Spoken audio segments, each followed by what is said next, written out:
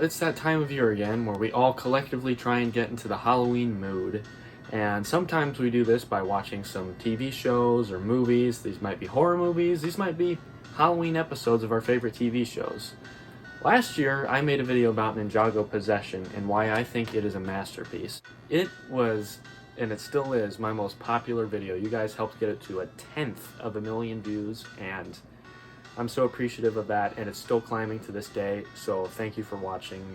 I really appreciate that. But Ninjago Possession wasn't the only spooky-related thing that Ninjago made. There was also another. Hi, welcome to Ninjago Nostalgic. I'm your least favorite Lloyd lookalike, and today, join me as we look into Day of the Departed.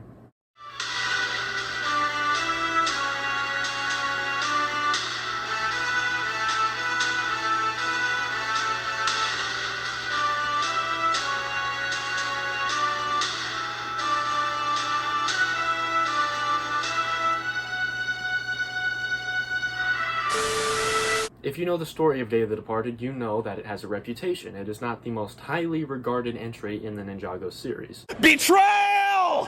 What? Betrayal! Betrayed me! Now, some Ninjago YouTubers that happen to be more popular than myself happen to think it is the worst thing ever created in the history of ever when it comes to Ninjago. I do not hold this belief, but I'm not blind to its problems and its faults.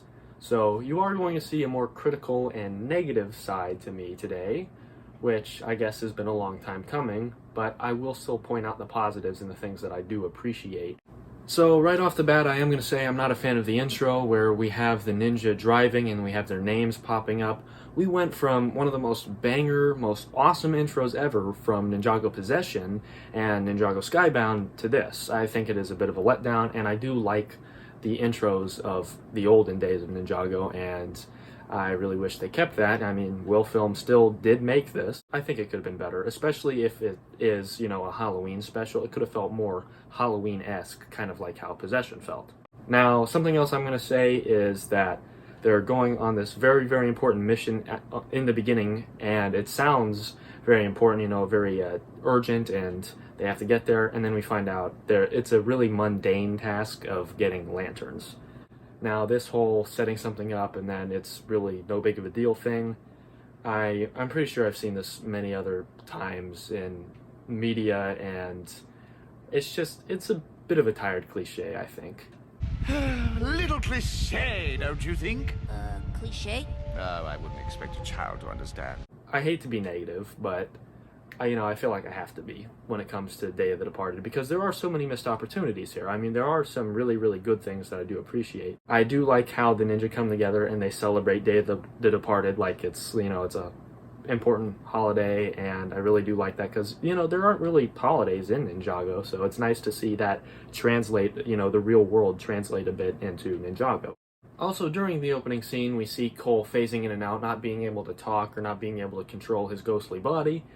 Now, I think, if this was happening for the first time, the ninja would have been confused by it. But the fact that this has happened before and they don't treat it like a serious issue, I just kind of have a problem with. I feel like whenever something goes slightly wrong in Ninjago, they're just like, oh, we gotta figure this out right away. But for some reason, they just sort of put it to the side and they're like, okay, it's happening again. Oh, no big deal. It'll come back to normal. And then these guys are like such terrible friends in this special. They straight up forget about Cole's existence. What great friends are they, honestly. I say from the bottom of my heart, you're annoying and you should go away. They show off all the villains in their statue form, and there's sort of an unsettling vibe to it, especially after previous encounters with them, and we sort of have this feeling that something bad's going to happen, this underlying feeling of dread. Not as good as it was in Possession, but I still appreciate the fact that it's still here. People might have a problem with Cole being angry about being a ghost again because in Possession he got used to it and then the reality set in Skybound. The fact that Yang turned him into a ghost and now he's doing this to him, he's phasing in and out because of Day of the Departed and Yang making him do what he wants.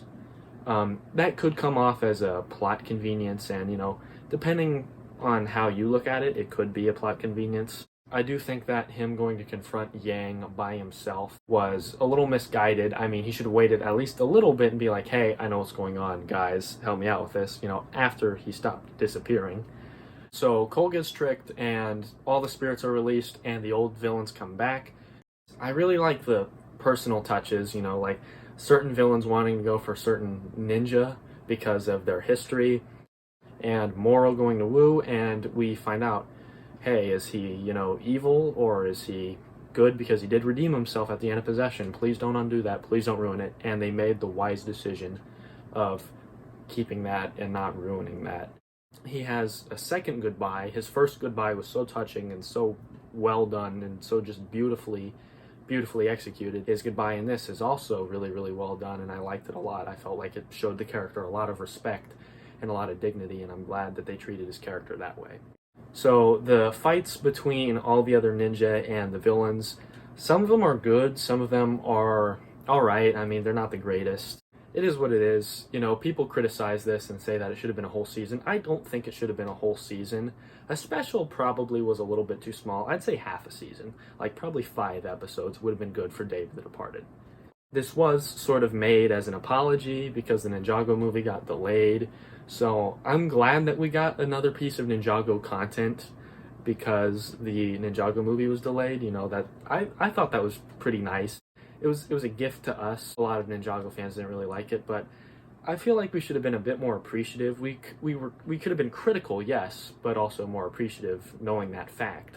So when it comes to the ending, I really do like the ending and the way that the students of Sensei Yang come into play. You know, they were slaves and they didn't really realize it. They're freed. That was a really nice scene. You know, we don't know these students. We've barely seen them, but for them to be freed, that was good to see. You know, the arc that Yang goes through, you know, you think he's a completely evil guy, but then we see that no, he just didn't want to be alone, and that's something that I'm pretty sure all of us can relate to. We all don't want to be alone, and that's a really good message to have, that sometimes people do bad things just to prevent their own suffering. That doesn't excuse what they did, but it shows more humanity in villains. His sacrifice at the end, him letting Cole not be a ghost so that he can live his life and Yang will still be guarding the temple. I really liked that. You know, that was a really good character moment, and it resolved the loose ends, you know, that Cole and Yang had at the end of Ninjago Possession. I really did like that. And the ending where they're sitting by the fire and telling the story of the events kind of feels like they're telling a ghost story. Kind of like, you know, Ninjago Possession. They had a scene like that. They're telling a story for Halloween, you know, around the fire. It wasn't perfect. Ninjago Day of the Departed was definitely far, far from perfect. I think that putting it on just before Halloween along with Ninjago Possession, it's a good watch. It's a fun time. And like I said, could have been longer, could have changed a few things, but I definitely think that it is overhated. It's not the worst thing Ninjago has ever created. Trust me, it's definitely not. I suggest give it another watch, you know, keeping all that stuff in mind, that it's not perfect, but it does have some really, really good emotional moments to it. Well, another Halloween special. I don't know what I'm going to cover next year since I've covered Possession, I've covered Day of the Departed, so I don't know what I'm doing next year. Maybe I'll make some sort of other video, like talking about individual episodes or something in Possession or whatever. So, man, this is kind of weird. This is like the last of the Halloween specials for now, at least that I can think of, so thank you for making Ninjago Possession, that video, my most popular video of all time. I am so grateful for that. And thank you for 2,000 subscribers. I know I'm still working on the special for that, so please be patient. I'm trying to make the best 2,000 subscriber special I can for that. Just thank you all for being there for me. I got a lot of stuff going on in my life right now, so I really do appreciate that. So, that was an interesting video. If you liked it, if you like anything and everything Ninjago, make sure to subscribe, see more of your least favorite Lloyd lookalike. And follow me on Instagram at Ninjago Nostalgic, because I post there way more than I post here. Some cosplays, drawings, a lot of awesome stuff. You guys will love it. The power of Christ compels you! I hope you guys enjoyed this video. Happy Halloween, happy Day of the Departed. And remember, the resistance never quits.